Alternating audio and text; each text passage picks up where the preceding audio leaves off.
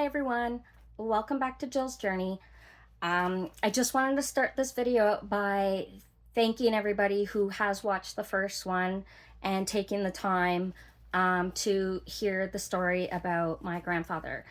Um, the few comments that I did get made me cry. Very encouraging. So what I wanted to make this video about was what I've been doing since I officially really began my search.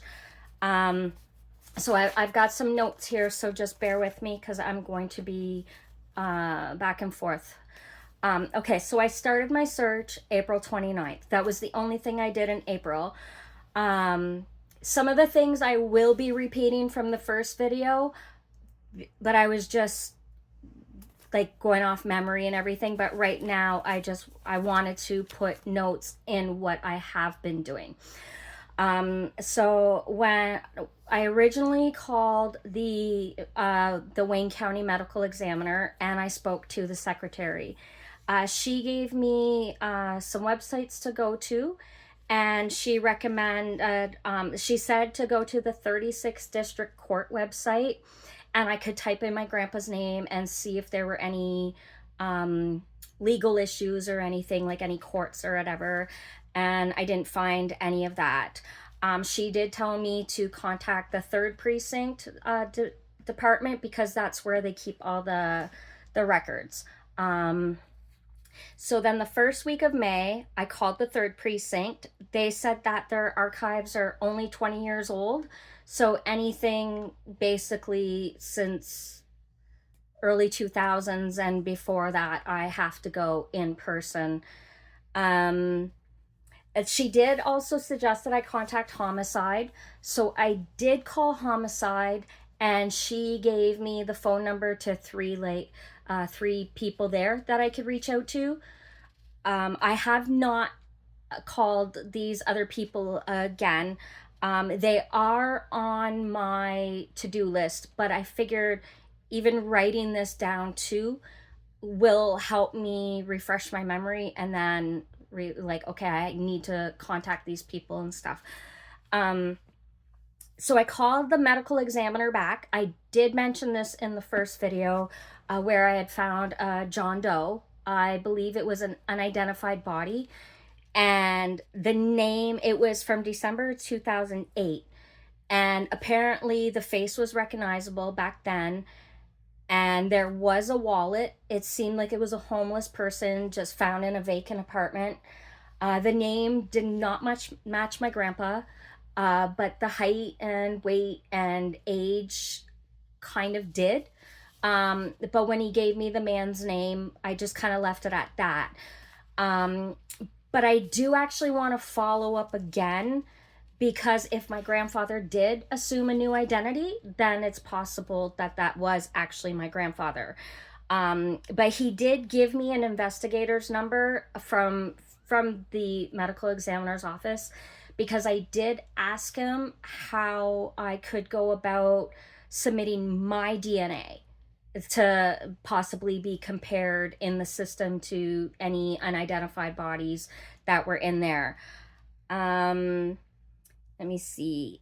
That day, I also called 11 homeless shelters just to see if they had any records on file. I'm not sure any of the shelters would have 30-year-old records. Then I called the Huron County Clerk's office. She said the only way that I could get a copy of my grandpa's birth certificate is by submitting proof of death. And I can't do that. So I do have the name of the hospital that my uncle was born, the youngest brother of my grandpa, which is the last, because my grandfather was 10 of 11, so the 11th child. I do have the hospital name for there, so I think I'm gonna contact them just by chance. The lady at the county clerk suggested I contact the state police, and she gave me the website for the Wayne County Probate Court. Um, and then at that point, I had no answer with state police. I did call them back though, probably a couple weeks later, and they said they couldn't help me. I do believe I have a note on that. Um, and then, okay, what else did I do? I'm sorry. Um, I contacted Henry Ford Hospital, and she said I need a power of attorney or a court order to have access to any records. So, without even knowing if my grandfather has been there, I still need a court order. Um, I will be contacting. I'm not sure who to contact. So, if anybody watching this video has a rough idea, but I do want to find out if there's any way I could get like a Michigan State court order for anything, medical records, criminal record, anything at all. Just covers all of Wayne State. Um, or Michigan State, I'm sorry. I contacted the Wayne County Clerk's Office and the Detroit Birth and Records, and there was zero results. And there are about 1.7 million people in Wayne County. And out of all of that, nothing about my grandpa. I did a local search also that week. The City Hall Clerk's Office were the ones to tell me to have my dad sign a request for the deaths. Here in Ontario, the minister, the registrar's office for Service Ontario. And I did mention that in my first video, and my dad did receive a letter a few weeks later stating that they needed more information because they couldn't find anything. My dad and I did sign a letter. I typed it up about any information that we had about my grandma supposedly having him declared deceased in the early 60s so she could get remarried, but there was still nothing. And then the civil courthouse said that they had no digital records, but there is a library I can access. So I'm going to deal with that. The criminal courthouse across the street said to go to the police station because they wouldn't give me any answers there. They had no records either. She said she didn't know how far back the digital files went, though. So that's kind of another thing. I did not think until right now about asking if they have an archive department. So maybe I will contact them again. The second week of May, I contacted OPP, which I believe I said in the first video. That's Ontario Provincial Police. They called back with zero search results. They did Canada-wide. He said my grandpa doesn't even have a driver's license. There wasn't even like an incident report, like with a beef with a neighbor or anything, right? Like nothing. And oh yeah, and then here's when I did speak back with Michigan State Police. They suggested I submit a Freedom of Information Act request. And when I typed it up, I saw that we had it in Canada. So I submitted one for Ontario. As of now, that's the only one I've submitted. And they contacted me back. They emailed back saying that they didn't have enough information. So I sent them a couple extra things that I knew. But because there's so little information, they actually have my file on hold right now, and they are going to have somebody call me. So that's where that is right there. I did post 4 ads on Kijiji. Kijiji, for people outside of Canada, that's basically the version of Craigslist in the States, I think. I'm not sure, but you post ads, wants, needs, like anything, right? As of 5:30 p.m. this evening, I did check on it, and I'm still on page 1. And as of 5:30 today, I had 534 views total, but no messages. But but that's okay because 534 people looked at it, right? Um, and then I found online a forensics handwriting analysis company. So I submitted a message through the website to see if they could analyze my grandfather's handwriting.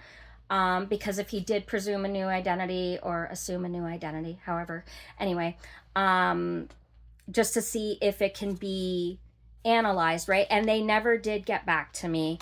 But I am going to look back into that. But I'm going to do it by phone call this time because the only thing that I have with my grandpa's handwriting is a photocopy of his marriage certificate with my grandma. I do want to contact the church that they were married in, though, because they might have the marriage application on file, but I'm going to deal with the clerk's office first and just see about that. The third week of May, the hospital that my grandfather was at when he woke up from his coma, we're in Windsor, Ontario, and there's a small town a couple hours away, St. Thomas, Ontario. There's a psychiatric hospital out there, and that's where he was at to be evaluated. I did talk to them, but of course, I need a court order, and it has to be my dad or my aunt because they are the next of kins. So there's that. So I also want to do the same thing as the States, to see if I can do in the States and get an Ontario wide court order for anything. Okay, and then so the fourth week of May, I contacted the borders, and the Canadian Customs said that I can contact immigration, sorry, and she also said there's this ATIP website that I can request archives and records for the last 15 years because that's how long they have them on file. But I actually have to call them because while I was trying to do it online, I was stuck. The American side of the border said that they couldn't help. So then what I did was newspaper articles and everything that I've had. I'm trying to build a timeline of events, but basically everything I had, I kind of already knew, but I'm working on that. At one point, apparently my great grandma lived back in Detroit in 1941, or in Detroit, sorry. And so it's just things like that. So I want to build a timeline more on my great grandfather and my great grandmother to kind of try to see where my grandpa was at as he was growing up. I found the Bad Axe in Huron County Library online, and I found their archives. There was no birth announcement or anything. I found one for my youngest uncle, but nothing on my grandpa. And I checked mid-January to mid-March 1932, and there was nothing. I did contact the Detroit Public Library about their historical department and about getting a non-resident card. Then I also contacted our municipal library here, which I know that municipal things would have nothing to do with my grandfather, but I still,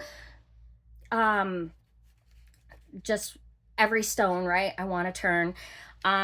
He couldn't help me, but he did say back in the 50s and 60s, it would have actually been easy to assume a new identity.